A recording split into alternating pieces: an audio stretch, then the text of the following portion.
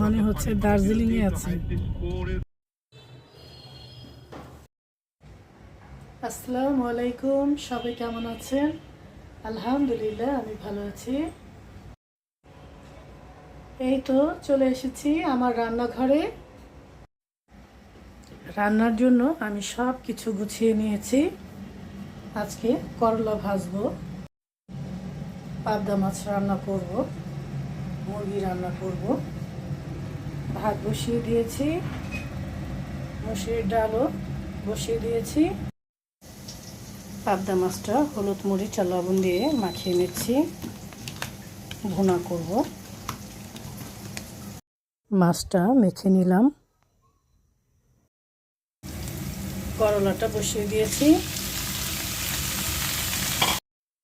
করলা ভাজির মধ্যে হলুদ আর লবণ দিয়ে দিচ্ছি।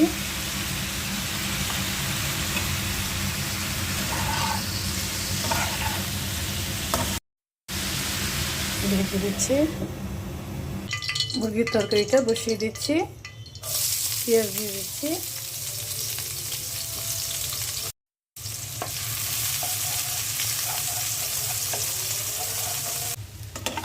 এই তো করলা ভাজিটা হয়ে গেছে। মুরগির তরকারি বসিয়ে দিলাম, গরম মশলা দিয়ে দিয়েছি আর দিয়ে দিচ্ছি টমেটোর সস। এখন মুরগিটাও কষিয়ে নিব। আজকে মুরগির মধ্যে মুরগির চামড়াও দিয়েছি।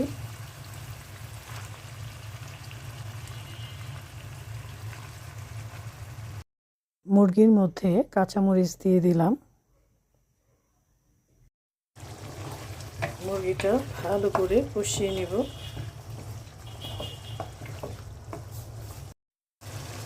মুরগির মধ্যে দারচিনি পাতা দিয়ে দিলাম।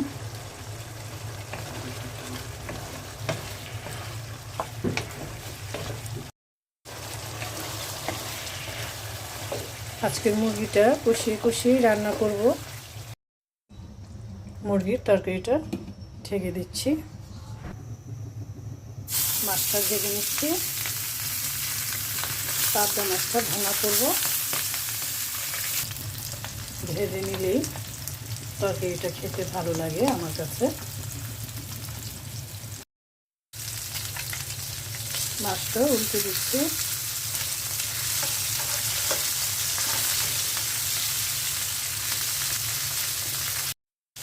মাছ ভাজা হয়ে গেছে, এখন আমি উঠিয়ে নিচ্ছি।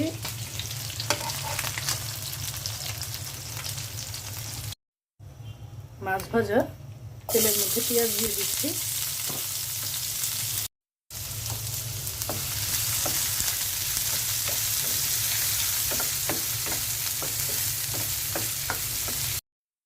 পেঁয়াজটা হালকা ভেজে নিলাম।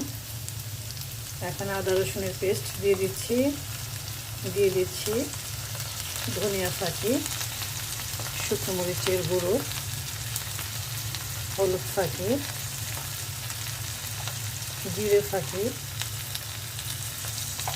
আর লবণ।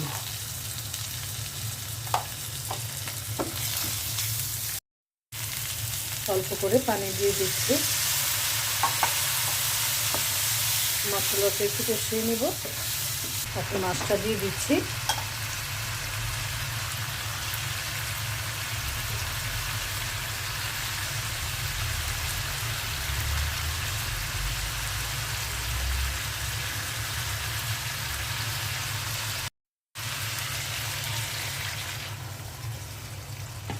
ঢেকে দিচ্ছি। এই তো হয়ে গেছে পাবদা মাছ ভুনা, করলা ভাজি আর মুরগির মাংস ভুনা। গরম গরম ভাতের সাথে খেতে কিন্তু দারুণ লাগবে। রান্না শেষ করলাম, এখন খাওয়া দাওয়া করে যাব আম্মার বাসায়। বের হয়ে গেলাম। বাইরে বের হয়ে দেখি এত ঠান্ডা, মনে হচ্ছে দার্জিলিংয়ে আছি। এই তো চলে আসলাম আম্মার বাসায়। কিছুক্ষণ ঘরে বসে তারপর গেলাম ছাদে। ছাদে কিছুক্ষণ সময় কাটালাম, তারপর নেমে আসলাম। সবাই ভালো থাকবেন। আল্লাহ হাফেজ।